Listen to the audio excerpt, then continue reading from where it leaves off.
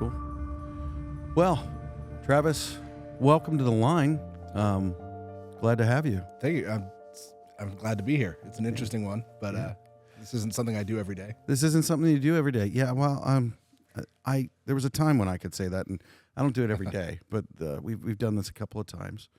So the line, we are here to lift the view of the skilled trades and to have an honest conversation, real and authentic. Travis, what was your last name? Just introduce yourself for us, Travis. I am Travis Eisenhard. I am the brand manager for U.S. Tape, Occidental Leather, and Badger Tool Belts. Okay, all right. So, and just to kind of give people who are watching a little bit of perspective, context, and if you're listening, maybe that as well. Where are you and I sitting right now, geographically on planet Earth? So we are in Pennsburg, Pennsylvania. We are about a half hour to 45 minutes north of Philadelphia. Okay. And we are in, if you're listening here, we're sitting amongst boxes and boxes of products that your organization sells. Mm-hmm. So we're actually in a distribution facility? Yeah, so we're in a distribution and manufacturing facility. So we manufacture oil gauging tapes and Spencer logging tapes here. And behind us, we have all kinds of other products. We have a lot of our Mason's twine, string. Most people call it string liners, what we have. We do measuring wheels, all kinds of other products, chalk boxes, a lot of little things like that here. So, and the origins of your company and your organization are a little bit older than you and I. Quite, yeah, a little bit. U.S. Tape started 1876. 1876. I find that really interesting. It's in exactly 100 years after our country started. Yeah, I can't say it was July 4th of 1876, but we're somewhere in that time frame. Yeah, that's pretty cool. Yeah. And so you guys have deep roots here, obviously your name, U.S. Tape, and then all of your SKUs and your brands outside of that. I got a little tour here this morning and just saw, things that I'm not allowed to actually talk about on the podcast. But I will say what I did see is quality at a level that I'm just impressed that clearly matters to your organization, clearly matters to everyone that's here. And just a diligence in the work that's being done. I never realized that. It's very old school, but we've been doing it for as long as we've been doing it for a reason. Yeah. If we weren't doing it well and trying to produce the best quality we could possibly produce, we wouldn't still be doing it. Well, I'm a firm believer in that we want to produce something with quality, and I think that's one of the reasons.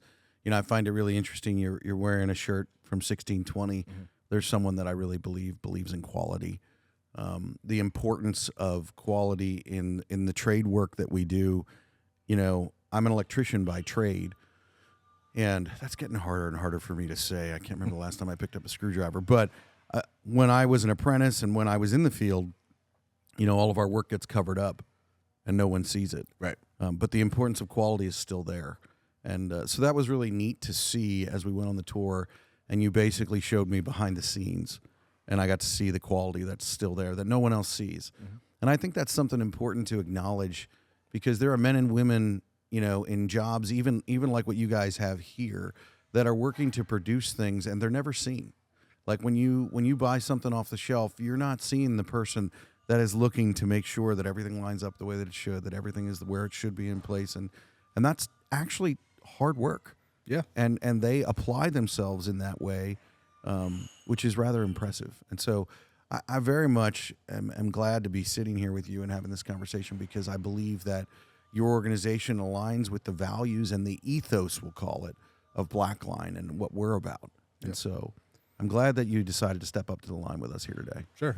We really appreciate it. And we can't thank you enough for doing what you guys do. We know you have the Institute, and you guys are working to build and to help train newcomers to the trades. Yeah. Which is it's why we do what we do here in the first place. We want to produce quality products to help those in the trades. They can't do their job properly without something quality products backing them. Right. So absolutely. We're glad to be on the same team. Yeah. That's really cool. That's the truth of it. There's nothing like being on the job and the tool or the product that you're using breaking, when you're trying to get something done. And I find it really interesting the amount of extra effort that it takes to do a job the whole way is actually not all that much extra from half-assing it. Like, Right. I mean, to be quite honest, to go all the way in creating something of quality, whether you're an excavator, a drywaller, or a framer, or an electrician, or a plumber, to go that extra mile, it really isn't that extra hard, but it's an ethos, it's a value system, it's a belief of, I'm going to do this regardless of whether or not it's seen.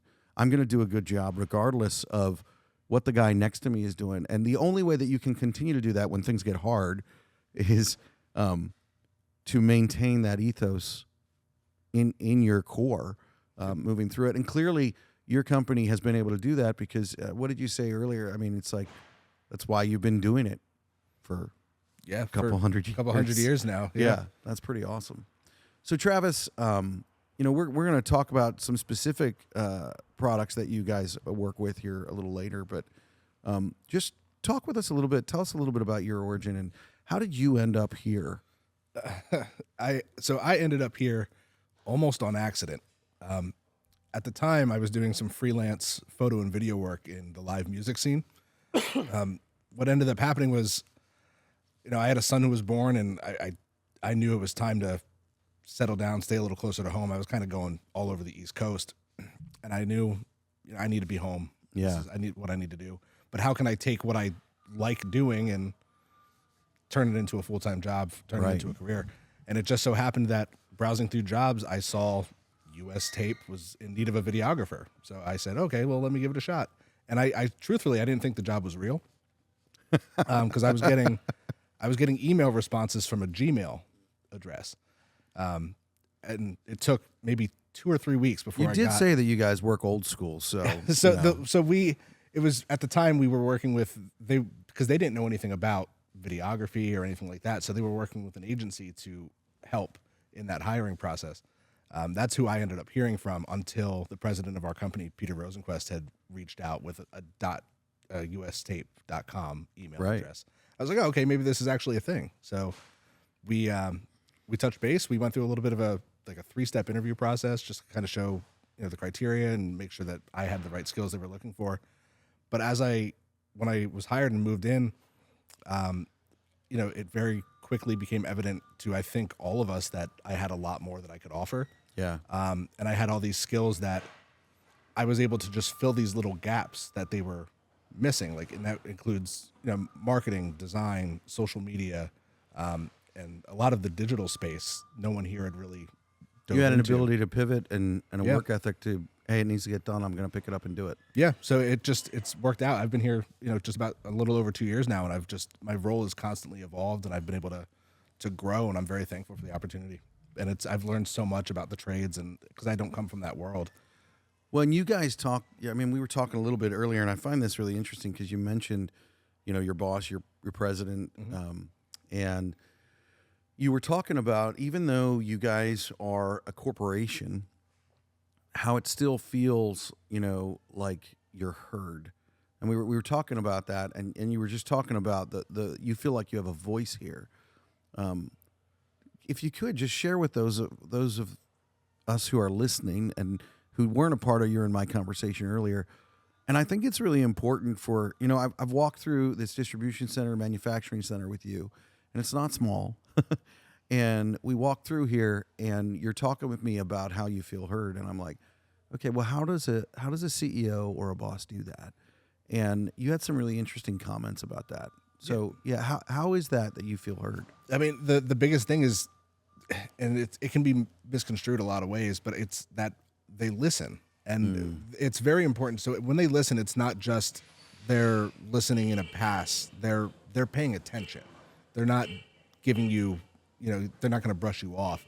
Right. It's everyone here has that ability, whether or not they choose to use it. But you can reach out to the tippy top of the company here. You can go straight to the president if you want. Everyone has his phone number. Everyone has his email address, and he's great to reach out. And he comes in to all of our facilities, and he knows who everyone is, and he makes sure that he's on the floor to see, and he'll ask you questions. How is everything? And he's not saying how is everything just as, you know, Just small to say talk. it. Right. Yeah. It's how is everything really? Tell me, Yeah. because if there's something wrong, how can we help fix it? And they want to hear that. They want to know what we can do better, what we can't, and they value the opinions that you have. So even the ideas you have, they Yeah. want to know. And if it works, it works. If not, they'll let you know, and they'll let you know how you can fix it. So what you're saying, and I mean, go figure that to feel heard, you listen to people.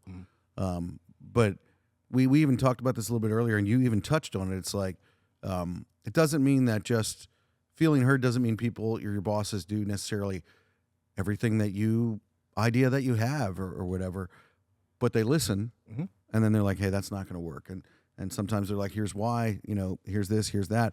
But to work at a place where you feel heard, I think that's something as leaders and bosses, CEOs, presidents, foremen, whatever, your team needs to feel heard.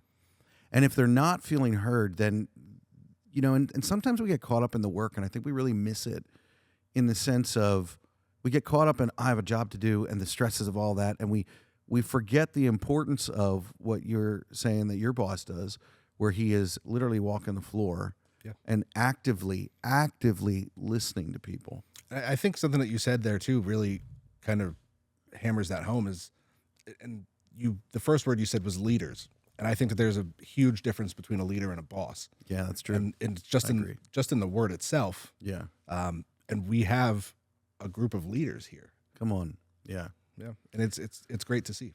That's really what we want. I mean, I think if you're building, I'm not one to speak to this. You guys have been doing it for a couple hundred years, but when you're building a team and you're building a company and a corporate structure, and I have to chuckle the way that you said it, all the way to the tippy top. Leaders are what you want to build with, because the interesting thing in building an organization is people follow leaders. It's not a title that you can give yourself. Right. Someone asked me, well, what's a leader? I was like, well, are there people following him or not, or her? And, if not, well, if no one's following you, then maybe you can't call yourself a leader. Actually, I should be a little bit more firm with that. If no one's following you, then you're not leading anyone anywhere. Yeah. I mean, it's exactly right. And I feel like I've been especially lucky because I've gotten to see multiple sides of the company. I've seen, we are three companies realistically separate, right? But we all work together.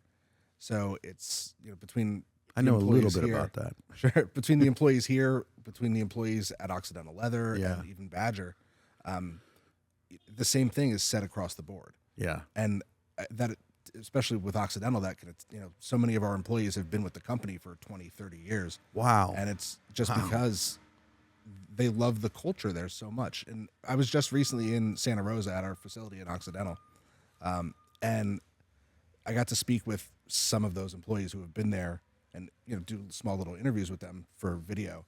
And just asking, what has kept you here for so long? And they're like, to be honest, I love what I do and I love who I do it with. Yeah. And it's, for me, I've only been here 2 years, but I feel the same way. So to know that that's been going on for 30 years. Yeah. I'm proud to be here. Yeah. And I'm proud to help do what we do to help those outside of here. Yeah. Well, I think that's important. And I mean, it's important to acknowledge as an organization having that. It speaks to something having people that work there 30 years. I mean, and some companies, Blackline hasn't existed for, 30 years. So we don't have anybody like that. But we have a woman in our office who's retiring in July after 50 years. Wow. Okay, now you're just showing off. So, big deal. You were founded in 1876. Fine, you got a couple hundred years on us. Whatever. We're coming for you. You'll get there. You'll get there. All of that to say, I think that when you have people like that, that's a big testament to the culture of what you're talking about. And culture is not something that it cannot be intentional. Like you have to, and the leaders need to be the ones that continue to focus on that. And those who are following also need to focus on that because it all permeates out through there, and I was reading something the other day and I was reading and it was talking about how people are made to be influenced by people. They're made to be affected by those who they're around. Like it was literally talking about young children and how, they're impressionable when they're younger and they're made to be that way. And even as a people, as we get older, we're affected by those that we're around. And so that culture can affect people for the good or for the bad. Sure. And that's another thing that I would just say about leaders is just because a leader doesn't mean that you're a good leader. There have been a lot of leaders throughout history and in organizations and companies. You have to decide, are you leading people to a good place or are you leading people to a bad place? Mm-hmm. And if you're not intentional about it, then you don't know, and that's dangerous. Right. It can be. Yeah. I mean, I very much like to believe that we're headed in a good place. Well, I feel like we've been doing it for a long time. Like I said before, there's a pretty good testament and track record of, I mean, 50 years. That's a long time to work somewhere. Yeah. Yeah. This was her first job, and she just stuck it out. Holy crap. Yeah. That's pretty cool. You should have led with that. Like that's good. So and I talked with you about this earlier, and I loved your answer because, I always ask people, what's a piece of gear or a product or a tool that you just can't live without? And I said, we have products all around us here. And I said, this would be a great opportunity for you to like shout something out. And you're like, well, you also said, and you were calling me out on this, you're like, well, you said we want to be real and authentic. So I want to give something that's real and authentic. So yeah, what is a piece of gear or tool that you can't live without? It may seem kind of cliche, but at this point, it's probably my camera. I mean, that's kind of what started all of this for me. And I still use it all the time. And I'm going to continue to use it in the future. Thankfully, now you guys are here to help. It's just been so overwhelming with it. But yeah, I mean, my camera, that's how I started this entire journey. And I wouldn't be here without it. And it's even some of the people that I've met along the way that helped me get to where I am. Yeah. It's because of what that camera has brought me. And it's just a very important piece of equipment that I use all the time. And it means a lot to me. Yeah. Yeah. I mean, there's tons of other things that I'm constantly using, but I don't think that I would be in the position, with my family financially or career-wise, just my overall happiness, I think, is better with that camera in my life. Yeah. Well, I think that's something that I have a new appreciation for. I wouldn't have realized, I think a camera is very much like a portal into a world that you can just teleport into and see something that you wouldn't be able to see otherwise. I mean, I'm looking at a camera right now, and it's like I'm able to talk to people that aren't here. Right. And I think that that's something, I've been married for 20 years now, and my wife only in the past year and a half is like, oh, that's what you do, and it's like there was never a portal into this job site or that job site. And that's the one big thing in the trades that we haven't really done, because it's like, oh, well, get that out of here. But it's like we need to open that portal up to the next generation, to the people who are like, well, what is going on over there? Because there is a worker shortage. Yeah. It is clear. I just was reading this morning about, by 2025, how many welders we're going to be down by. And then the amount of welders, I think it's something like the amount of welders that are in their 20s and 30s that are coming in are being outpaced by those who are retiring at a pretty aggressive rate. And so just the importance of recognizing that, wow, you might not even realize that this is an opportunity that you can choose, but with that camera, we can provide a portal for people to be like, oh, that's what that looks like. Yeah. Oh, that's how that works. So many of that young generation that is moving in, they're doing that. And they're using, we all have a camera in our pocket at all times now, and they're using that to their full advantage. And they're taking to Instagram and they're showing other young guys and girls like, hey, this is a viable option. Right. If you don't know that, I'm going to tell you, because it really is. Right. And you can, not only is it a viable option for your own career, but you can choose to take that and build it into your own business. Yeah. And it's cool to see now. It's amazing to see. I mean, I think that's ramping up. That's a great segue. And we were talking earlier about, Generation Z, which is actually my kids are Generation Z. And my son is actually currently working on a trade job right now. And Generation Z is being called the tool belt generation. And we were talking about that a little bit earlier, and it talks about how they've become disenfranchised with, 4-year colleges and things like that. And I don't have anything against that, But my point is, it's not the only way. And that's the story that we need to tell. And it's like, I find that really interesting when we're here with Occidental Leather, which is a tool belt that I see over your shoulder there. And I know that this is a Badger tool belt here to this side of me. Yep. And it's like, they're high quality tool belts to equip people to get out there and do their job. And I think it's really cool. I mean, that's one of the things that we're here looking at. There's even, you have tool belts laying on the floor here as well. I think it's just, that's an awesome thing that you guys are doing. And the thing is, again, you've been doing it for a little while. Like, I heard you say that Occidental's been making leather tool belts since 1980. Yeah, 1980. And they were founded, so our founder was actually a carpenter by trade. Okay. And he was just not satisfied with the belts that he was able to find on the market, so he created his own. And everyone who saw it on the job site was like, hey, can you make me one? Can you make me one? So even the one that's behind me here, this is the 5191. This is the one that we use now that's modeled after the original. Wow. That's still available, still going strong. But yeah, he was like, you know what, I think I might be onto something here. So when you're making something at the time for carpenters, Yeah. it makes sense that it would be made by another carpenter, because who knows better than what they need in the field than someone who's out there doing it. Yeah. And absolutely. we've just kind of continued that. So we have his designs, and then when he retired and wanted to sell the company, we made sure that we stepped up, and we were like, look, we're going to do this, but we're going to do it the way that you've always done it. Yeah. We want to make sure that we continue to do it the way you do it. And it's the same can be said for Badger. So we just acquired Badger in the last couple of years. And Okay. The quality for Joel, the founder of Badger, it was always important, and the customization that we offer with Badger. But Badger's all U.S. sourced material. It's all made here. It's all sourced here. That's pretty cool, man. Yeah, it's tough to do anymore. But Yeah. the only thing that isn't is the buckle. The buckle's very compliant, so the government here can use it. And we figure if it's good enough for our government, yeah. probably good enough for us.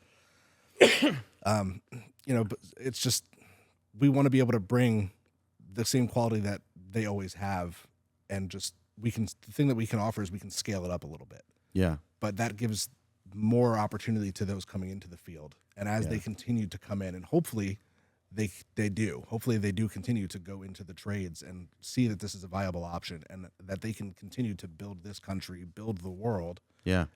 into what they need it to be. And we can provide something to help along the way. Well, that's one of the things that I think is so cool about the time that we live in. We actually live in a great time of opportunity, for Generation Z to come up and to be learning trades and to be going in and to be equipped with things like that. And you talk about building America. I mean, that is what tradespeople do. Yeah. We were walking through the manufacturing. I'm going to be careful what I say. But we were walking through the manufacturing, and there was a process that was happening, and I was like, well, AI can't do that. And that's something that, like, technology is not bad. You wouldn't be hearing me right now if it wasn't for technology. And just to be clear, the hammer is technology. Sure. I mean, we kind of get confused on what that really is, but technology it's a tool. It's a tool. Right. And technology isn't bad, but the deal is we don't need to be afraid of it, but we also need to acknowledge that there are things that it's not going to steal your job. It's not going to, what's I saw it on LinkedIn or something like that. And it was like a billboard said, ChatGPT, build this building. Like, and we're not there, and I don't know if we'll ever be there.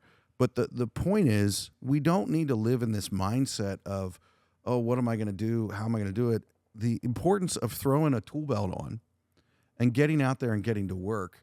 I think that's the cool thing that I see about Generation Z is they're like, listen, I don't need frills. I don't need fake.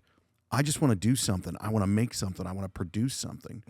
When I talked with my son the other day, and he's still in high school, but his summer job, he's working a trade. And I talked with him the other day, and he said, I was like, so what is it that you like about, it didn't start that way. I said, do you like what you're doing? And I was cautious about it because his dad was a tradesman. And so it's like, what is he going to say? Where's he going to go with that? And he goes, well, you know what, Dad, it's really hard work. He said, but for the first time, I feel like I enjoy my time at home more than I ever have because I have an understanding. And he goes, I don't know how to explain it, but it's like, I feel good about what I did today. He's like, and then he went through what he did, and he's like, and I could see it, and I made this, and I did this. And it's like, I think that's a big part of what people don't realize about a trade is the fulfillment that can come from it. And it's not for everyone. I mean, you know, and not every trade. The cool part is there are thousands of different things that you can do. Right. You know, and yeah. It's I think that's cool too. And it really does kind of get overlooked that, I mean, what you're doing is fulfilling. And that's something that people really want to look for in a job, in a career opportunity. Is something that's, you know, is this fulfilling for me? Yeah. And this is one of those rare places where it really can be, and you just may not even know it, because to your point earlier, we weren't pushing this on people. We were pushing the college degree. Right. You know, and the American dream is kind of changed a little bit. And now the younger generations are starting to see, and they'll learn some of that from the older generations, like the millennial generation, my generation. Yeah. We kind of got shafted on the college thing. You know, we were told, hey, go to college, you get a good job, this and that. We ended up in a lot of massive debt. Yeah. When we could have the whole time. And I went to a Votech school.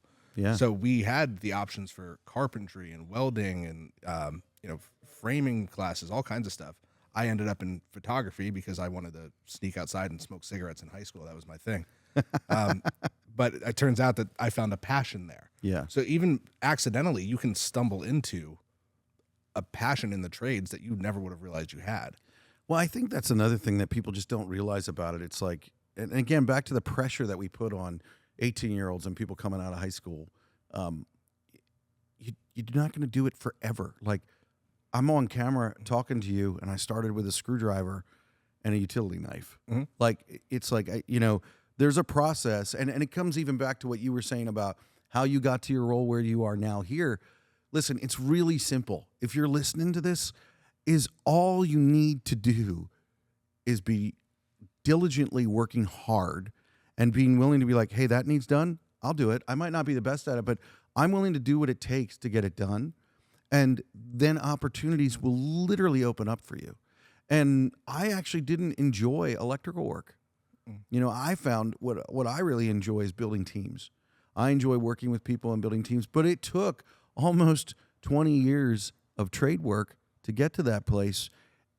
And it wasn't miserable the whole way through, and I made a good living, and it was fulfilling. Mm-hmm. But it's like at each turn, it's like, oh, well, maybe I'm doing this, and oh, maybe I'm doing this. And it's like I went from being an apprentice to being a foreman to being, you know, a journeyman and a project manager to owning my own company. Sure. and going from there. And so it's like the opportunities, the sky is really the limit. Yeah. It's just, are you willing to put the work in?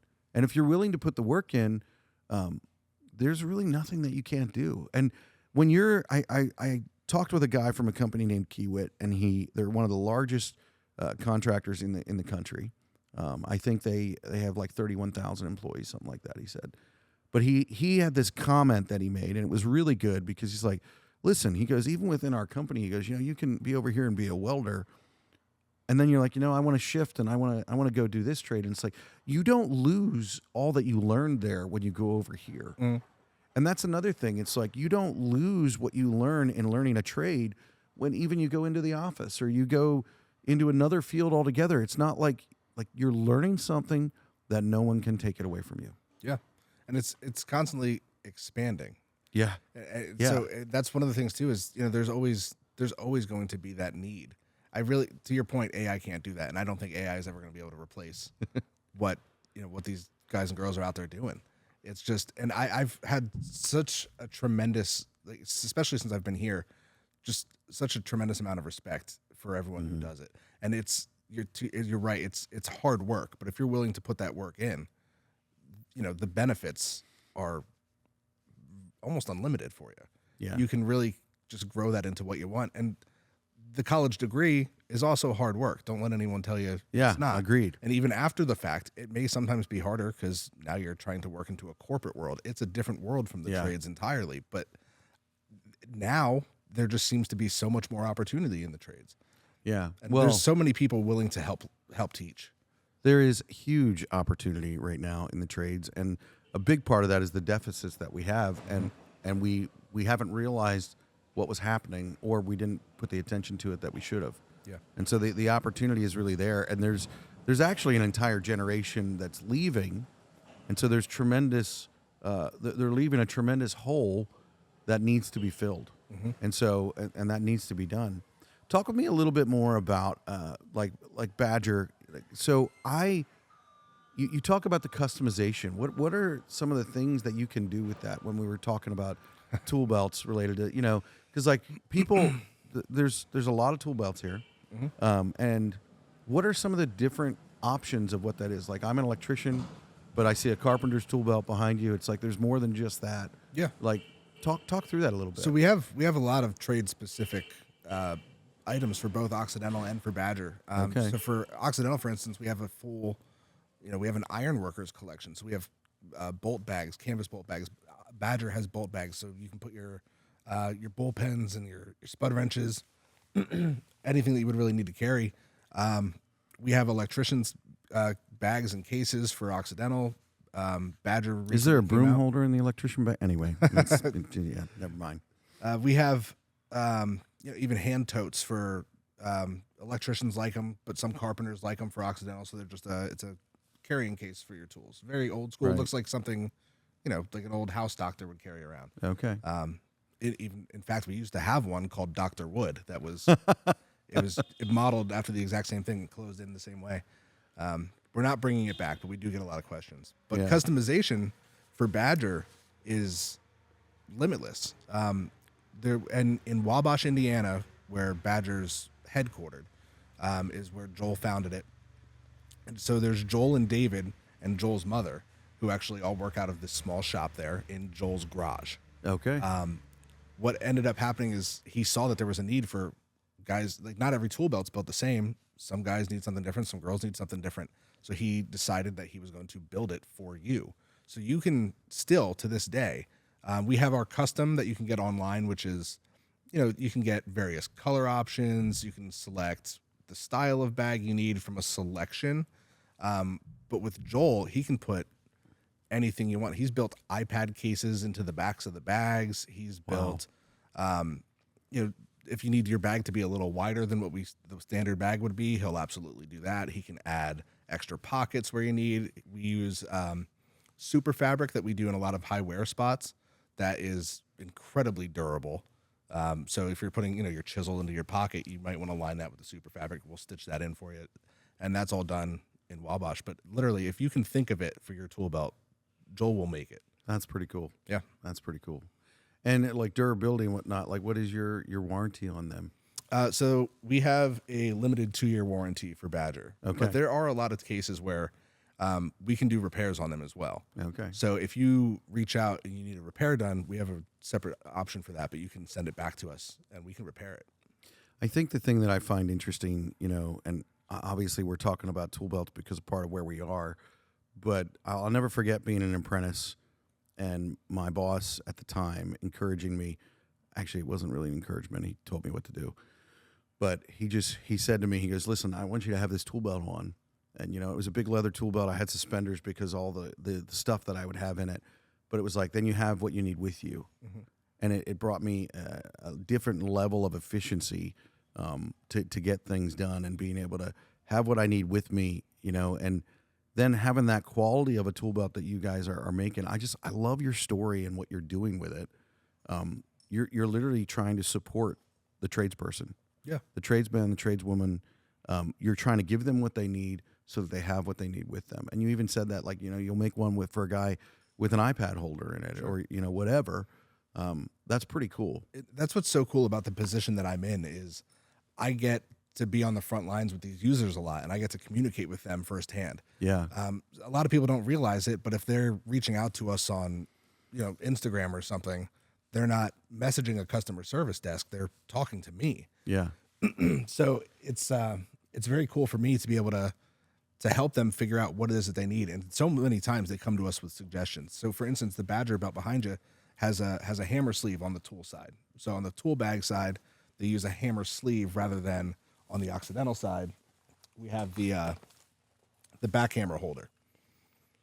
Yeah, just like so that. this thing right here. Mm-hmm. So that's going to keep your hammer closer to the body. It's going to do it that way. And Occidental makes one now. We make a Yeah. leather one, but it's just small things like that for some people, personal preference, they're not going to want it in the back. There have been stories of people falling with their hammer in their back and injuring themselves. Yeah.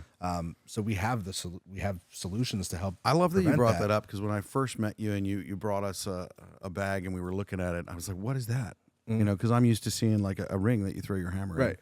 And then I heard the story about a carpenter that fell and the hammer stabbed him in the back. Yeah. And so I love the thought and the things that are put into what you're doing. That's also what I believe being a tradesperson is about, regardless of whatever it is that you're doing. But it's like, how do we do it better? Right. How do we learn from what we do and from what mistakes we've made and do it better next time? Mm-hmm. How do we do that? And so I love the core value that you guys have in figuring that stuff out.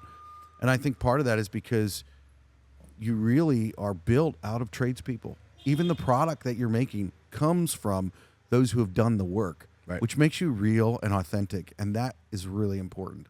Yeah, I think it's important for most people, and they just kind of lose sight of it. But we really keep that core component of our values intact, because realistically, we can't do this without the other side. So we can't, without the guys out there, busting it every day and just killing it on the job sites. We can't continue to do this. We value their opinion more than anything. So if something is breaking, let us know, because we need to take care of that, because we can't have that failing on you on the job. Right. If there's something that we're not doing that you think we should be doing, if there's a bag that you think we should be making, and we're one of few places that offer left-handed options in tool bags, just because it was something other people just weren't doing. We're like, well, there's lefties out there, and that's another thing that's really cool. Funny. With Badger. My son is a lefty. Yeah. So like there's, with Badger too, is what's cool is, I know a couple of guys who they're lefties, so their bags are set up left-handed, but they still swing their hammer right. So they still keep the hammer sleeve on the right side, which again, you're not going to find that really with anybody else. That's pretty cool. It's tough to do. And we want to be able to help them. So especially if they see that there's something, if there's a need for something that can help them do their job better, more efficiently, more comfortably, we love when they let us know, so we can say, okay, let's work on it. Let us work on it. We'll try and figure it out. I think it's really cool what you guys are doing, and I find it really interesting with your role and even your story in getting here. Your desire is to support tradespeople, to support them to be able to do their job better, safer, all of that. And even in your role, while maybe you didn't start as a carpenter or anything like that, you came here with a camera, but your desire is to support them, to tell their story, to open a portal into the world that they're in, and to highlight what they're doing. I mean, that's phenomenal. And the way that you're doing it is really cool. Yeah, it's become, again, it's one of those things, I have such a respect for it. The one that I didn't even know I had. Yeah. Because I was so far removed from it before, but being thrown into it and realizing just how important it is to not just the country, but to the entire world to have these skilled trades. Yeah. And the fact that we're missing out and we're starting to lose some of them. It's tough. It's a tough pill to swallow, and it's going to hurt us in the long run unless we can fulfill it. It really truly is. I think someone asked me a couple of years ago, all the things that were going on in the world. They're like, aren't you worried about the economy? And it's like, money matters. Mm-hmm. But I really don't care what the dollar is worth if I can't flush my toilet and turn my lights on. Right. When that bridge is falling apart down the road, what are you going to do? Okay, that's funny, because right near my house, I have 15 minutes added to my commute every day because there's a bridge at my house that will be out for a year. Yeah, I have one too. Yeah. Welcome to Pennsylvania. Yep. Our infrastructure is behind. Yeah. But I mean, it's like that everywhere, and even, we know how the housing market is right now. There's a lot of people who are trying to just buy up land, but are you going to build that house yourself when you buy that land? Yeah. How are you going to do it? What's your plan? Yeah. Because someone's going to have to, and it's not going to be me because I can't. Right. That's, we have that skilled labor. How are you going to heat that house? Yeah. How are you going to cool that house? How are you going to, the plumbing? How are you going to turn the lights on? Well, and that's something where, as people invest in learning in that, and training in that, like I'm a testament of, you can shift gears and do other things, but it actually, in learning a trade, it's more difficult to go back now where you are in life, right, and try to learn that. Yeah. And so it's like when you're starting out, I mean, and I'm not saying that you can't. I mean, when I was an apprentice, I've for sure been picking up Yeah. skills I didn't know I had. Not, Yeah. I've been learning so much just from being around it. Yeah. Which, thankfully for me, is taught me a thing or two to maintain. well, my and own that's the cool home, thing but- about tradespeople is they want to teach, they want to Yeah. share. Well, Yeah. some of them do. If you don't, we'll talk. But I mean, when I was an apprentice, I sat in a class, and the guy sitting next to me, I was 18, he was 40. Mhm. And it was like he learned a trade and changed his life. So one of the things that I talk with people on the podcast and that I ask them is, I personally believe that we learn from our mistakes. Yeah. When we make mistakes and we do them, and I'm big on authenticity and real. And so I want to be real about my mistakes. And one of the things that I want to do is with the team and with people, I want to be able to look at those things, learn from them, and be able to move on. And I'll just give you an example. Blackline has a design company. We did some design work, and we were working with a client, and he called me up and he was talking with me, and all the different trades, including myself, were there, and we're all like cagey about, well, whose fault is this, or why did this happen, or whatever.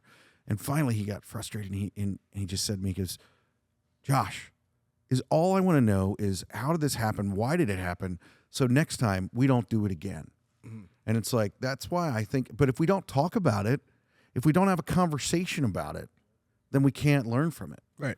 And so one of the things that I ask everybody that's on the podcast, and you're not prepared for this, but it's coming whether you're prepared or not. Welcome to life. What is a mistake that Travis has made in his life in getting to where you are today that you've learned from, that you would be willing to share with those who are listening, whether they're young, whether they're old? Because that's the other thing that's cool about mistakes is they don't have an expiration date. Mm-hmm. And so it doesn't matter if you're 18 or you're 32 or you're 65. If you didn't have that experience, there's a chance that maybe you didn't learn that. And so by you sharing that, that's something that someone else can learn from a mistake that you've made or a hardship that you've gone through, that they don't have to go through that then because you shared that. Right. So this is an very interesting question that I wasn't prepared for. And I'm not sure that my answer is going to count the way we may expect it to count. As long as it's honest. So I think the biggest mistake that I made, but it ended up working out in the long run, was I gave up on myself at one point. I stopped trying to do what I wanted to do, which was this I had a passion for photography. I didn't know it until high school, but I found out that the freelancing thing was going okay, but it eventually wasn't going very well. Yeah. And I said to myself, it wasn't enough that I was going to be able to afford to live. I couldn't support a family. And I gave up on myself. I was like, it's time to turn it in. And that's how I ended up, driving trucks. And not that it wasn't a good job or enjoyable, but it wasn't for me. Right. And that it just turned out that way. And then eventually, thankfully, I ended up with a very good support system in my life that I was able to kind of go back and fix the mistake that I made, where I stopped believing. And they were like, you really have something. You can do something. Go do it. Wow. So it was good to have. You talk about that there, and I think I don't think any of us should ever give up on ourselves, and there are days where I feel that way. But you talk about something that, and you glossed over it, but it's kind of a big deal. And you talk about a support system, and that support system, I'm not thinking that you're talking about some AI thing or social, technical, whatever. You're talking about people. Yeah, it's people. That's what you're talking about. Yeah. And I don't think that we're made to be alone. I don't think that we're made to be, and that's an interesting thing about freelance. Even if you make the money, it's like, and I'm not saying that you have to work for a company, you can't be a freelancer, but whoever you are, you need to be able to work with other people. You need to be around other people. You need to be able to function with people. Right. And that support system of people that is just what you said it is, that's why we need that. We need to be able to have relationship with one another. Yeah. And that is the thing that makes it that I would even go back as far as, and you even touched on this, your support system, or let's call them your relationships, were like, hey, don't give up on this. Don't give up on you. And I think that's a really good mistake to highlight, because there are some of you out there that maybe you are the 40-year-old guy that's like, I want to learn a trade, and you've wanted to do that. Don't give up on you, you know? And if you don't have a support system, well, there's a real simple way to start doing it. You start building relationship with people. Yeah. Like you relate with people. You don't isolate yourself. And you might be like, well, I'm not wired that way. Listen, we're all wired that way. We're just wired differently, you know? And so the importance of having that support system so that you can, one, be accountable. Yeah. Two, when you fall, that there's people there to grab you before you hit the ground, you know, and people that encourage you not to listen to the voices in your head, which is when you give up on yourself. Yeah. And I think something that's really great, especially, and you can find this in almost anywhere, but what you may not know is that you can find it in the trades, is that there is a huge online community. Yeah. So even if you don't want to go out and meet people at, social events to try and figure it out, there's all kinds of places you can go on the internet now. Yeah. And absolutely. Some of the greatest people, even in the trades that I've been able to meet, we started just by talking online. Yeah. And we've become, actually, I believe that's how we got here. Yeah.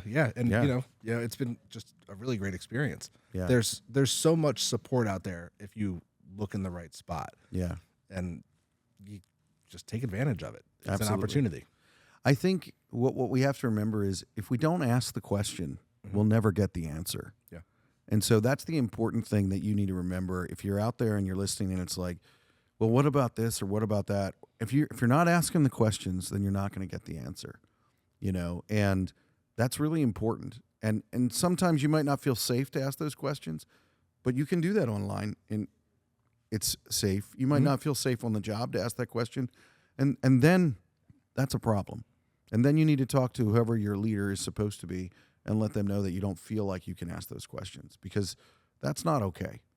And if you're the guy or girl that's making people not feel like they can ask a question, and listen, I don't believe in the statement that there are no stupid questions, but that doesn't mean that people should feel like they can't ask them. And is what I mean by that is, I would be lying if I said I never was asked stupid questions. Sure. You know, I've asked stupid questions. Exactly. And the point is, just think about what you're going to ask, articulate it, and ask the question. Yeah. But don't be afraid of the response. And if you are afraid of the response, then maybe the culture that you're in isn't the right culture. So what would one last thing be that you want to say to those that are listening, just encouraging them, motivating them as we sign off here? I mean, I think that this applies kind of all over the place, but just do what's true to you. If it happens to be the trades, we could really use it, so we'd really appreciate it. Absolutely. But if it's not that, understandable. But you have to always be true to you first, I think.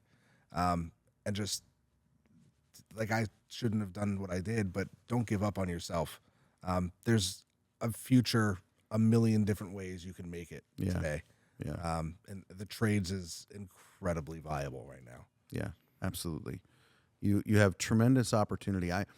I personally would say that I believe that the trades is the next .com boom, the next housing boom, the next, internet sensation, whatever it is. The trades is the next thing, where if you get your feet on the ground and you get out there, it's the next gold rush. That's really what it is. Yeah. So get out there and learn. And yeah, there's a lot of ways to do it. Absolutely. Well, and if you're out there, you should be doing it with you would say you should be doing it with a Badger tool belt or an Occidental tool belt. Yeah. Yeah, it wouldn't hurt. Yeah. I think maybe I should get hooked up with one of those.